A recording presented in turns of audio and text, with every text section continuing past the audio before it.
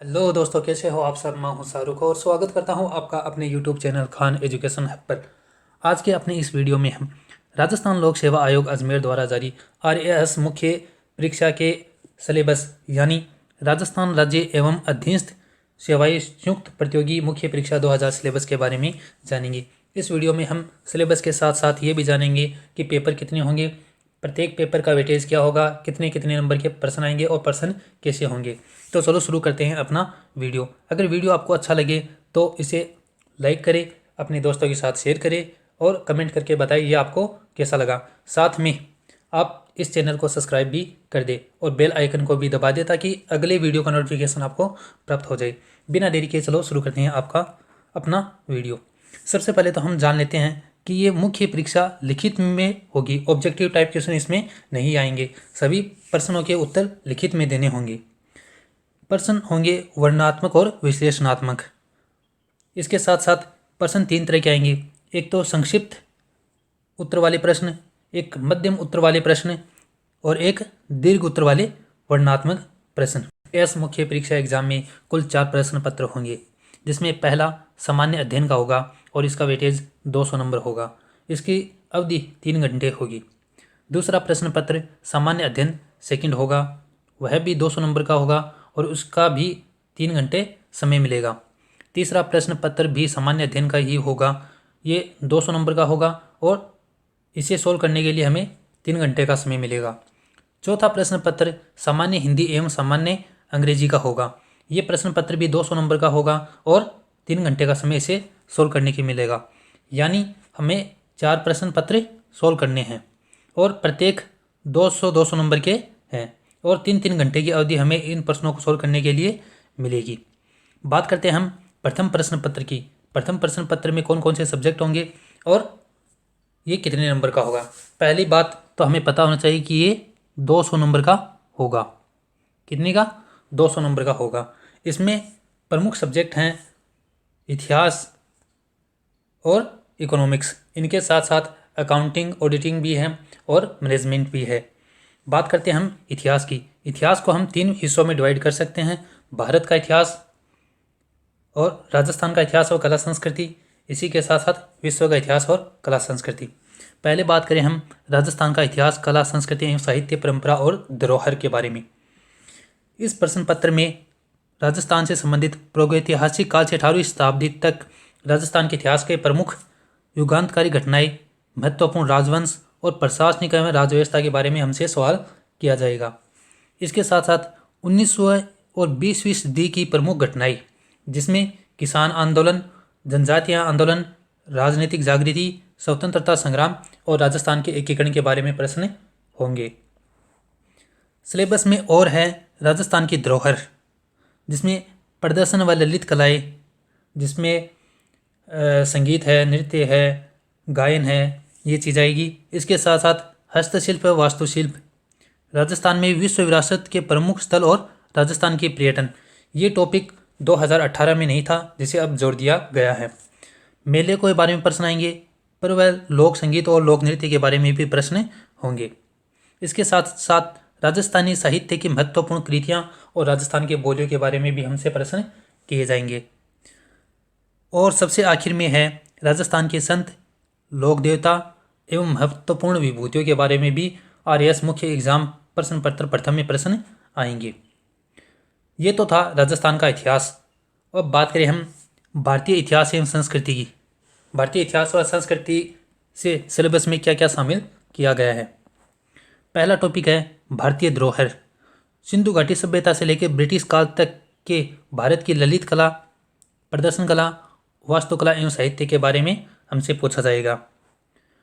प्राचीन एवं मध्यकालीन भारत के धार्मिक आंदोलन और धर्म दर्शन, धार्मिक आंदोलन हुए थे और धर्म दर्शन जैसे चारवाक है, आजीविक है और जैन है, बौद्ध है, इनके बारे में हमसे सवाल होंगे।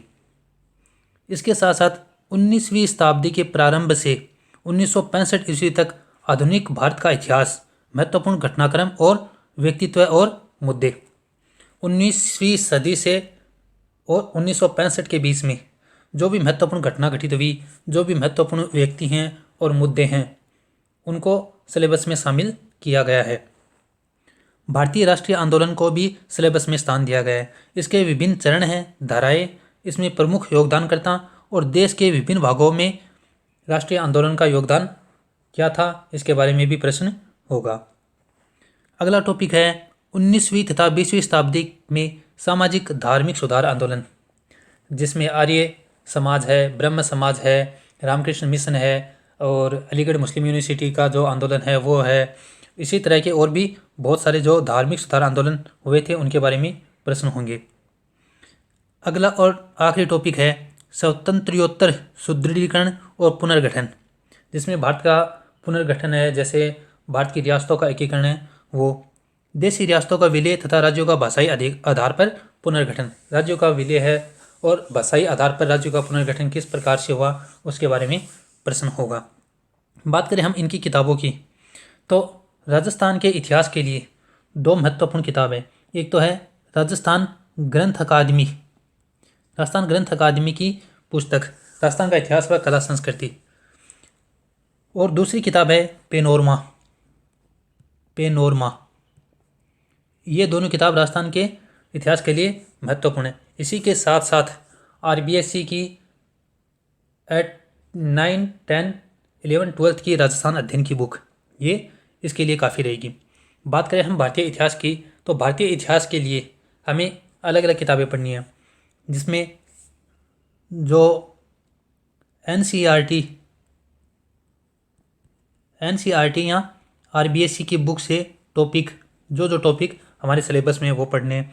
इसके साथ साथ आधुनिक भारत के लिए स्पेक्ट्रम की बुक, जो हिंदी व इंग्लिश दोनों वर्जन में उपलब्ध है, ये किताबें हमें इसके लिए पढ़नी है। बात करें हम आधुनिक विश्व का इतिहास, आधुनिक विश्व का इतिहास 1950 ईस्वी तक ही पढ़ना है। इसमें हमें पुनर्जागरण एवं धर्म सुधार आंदोलन या धर्म सुधार के बारे में जो आंदोलन हुए थे उनके बारे में पढ़ना है। इसके साथ साथ अमेरिकी स्वतंत्रता संग्राम, फ्रांसीसी क्रांति जो कि 1789 में हुई थी, और इसके साथ साथ औद्योगिक क्रांति के बारे में भी हमें पढ़ना है। एशिया व अफ्रीका में साम्राज्यवाद और उपनिवेशवाद भी हमारे सिलेबस में शामिल है। इसी के साथ साथ जो आखिरी टॉपिक है इतिहास का वो है विश्व युद्ध का प्रभाव। दो विश्व युद्ध हैं, उनका विश्व पर क्या इम्पैक्ट पड़ा, क्या प्रभाव पड़ा, उसके बारे में हमें पढ़ना है।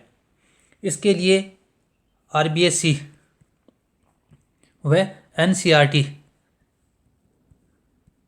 की कक्षा 11 की जो बुक है उसमें ये सभी के सभी टॉपिक आपको मिल जाएंगे, तो वहीं से हमें पढ़ने, इसके लिए अलग से कोई किताब नहीं लेनी है। बात करें हम अगले टॉपिक की, तो इकाई 2 जो कि अर्थव्यवस्था से संबंधित है, इसमें भी 3 हिस्सों में डिवाइड किया गया है, भारतीय अर्थव्यवस्था, विश्व की अर्थव्यवस्था और राजस्थान की अर्थव्यवस्था। बात करें हम भारतीय अर्थव्यवस्था की, तो भारतीय अर्थव्यवस्था का प्रथम टॉपिक है कृषि। भारतीय कृषि में वृद्धि एवं उत्पादकता की प्रवृत्तियाँ, खाद्य प्रसंस्करण क्षेत्र, खाद्य प्रबंधन, कृषि सुधार और चुनौतियाँ। तो ये सभी के सभी टॉपिक कृषि से संबंधित है। कृषि में क्या चुनौतियाँ हैं, कौन से सुधार की आवश्यकता है, उत्पादन है, खाद्य प्रसंस्करण है, खाद्य प्रबंधन है, तो इनसे संबंधित प्रश्न पूछे जाएंगे। अगला टॉपिक होगा औद्योगिक क्षेत्र की प्रवृत्तियाँ। ये टॉपिक उद्योगों से संबंधित है, जैसे औद्योगिक नीतियाँ हैं, औद्योगिक वित्त है, उदारीकरण है, वैश्वीकरण है, निजीकरण और आर्थिक सुधार है, अवसंरचना और आर्थिक वृद्धि है, तो इनसे संबंधित प्रश्न पूछे जाएंगे। अगला टॉपिक है स्फीति क्या है, जैसे मुद्रास्फीति है, कीमतें और मांग पूर्ति प्रबंधन क्या है, केंद्र राज्य वित्तीय संबंध और नवीनतम वित्त आयोग के बारे में हमें पढ़ना है। पीछे के जो सिलेबस था उसमें 12वां वित्त आयोग था, लेकिन अब हमें नवीनतम वित्त आयोग के बारे में पढ़ना है। राजकोषीय उत्तरदायित्व एवं बजट प्रबंधन अधिनियम और भारत में राजकोषीय सुधार से संबंधित जो योजना है उनके बारे में पढ़ना है। अगला टॉपिक होगा बजटीय प्रवृत्तियां और राजकोषीय नीति। भारत में कर सुधार, अनुदान, नगद हस्तांतरण और अन्य संबंधित मुद्दे, राजस्व और व्यय की प्रवृत्तियां, ये सभी के सभी टॉपिक भारतीय अर्थव्यवस्था के सिलेबस में शामिल हैं।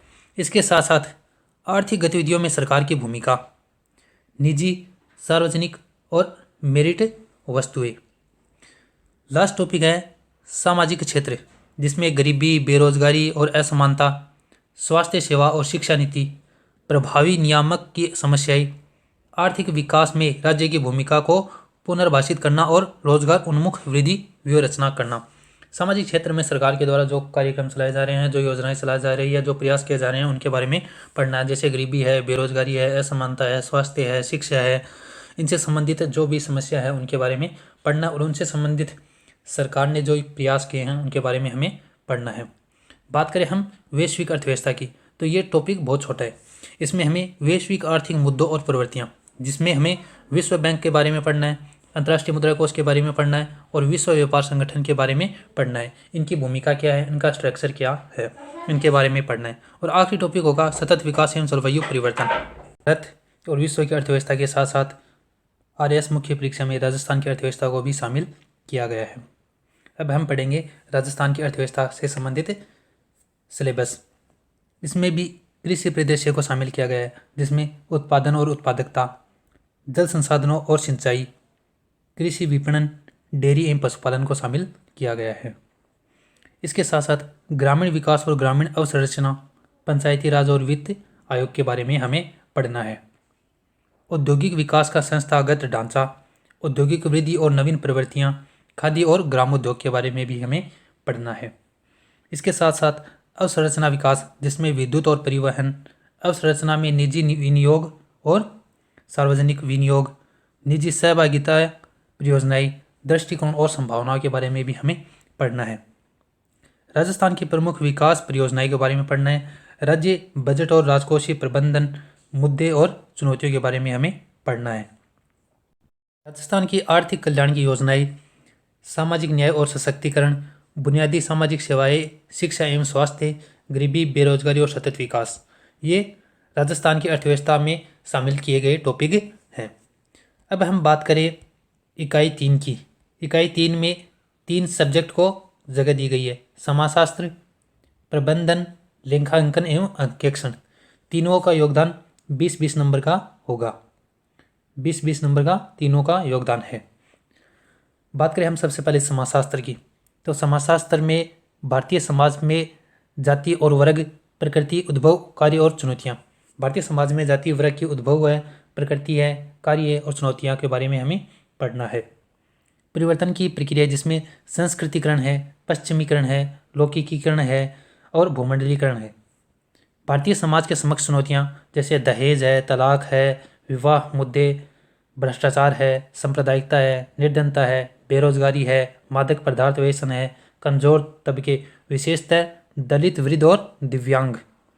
इनके साथ साथ हमें 3 अनुसूचित जनजातियों, जिसे हम मीणा, भील, ग्रासिया, उनसे संबंधित समस्याएं और उन समस्याओं को दूर करने के लिए चलाई गई कल्याणकारी योजनाओं के बारे में पढ़ना है।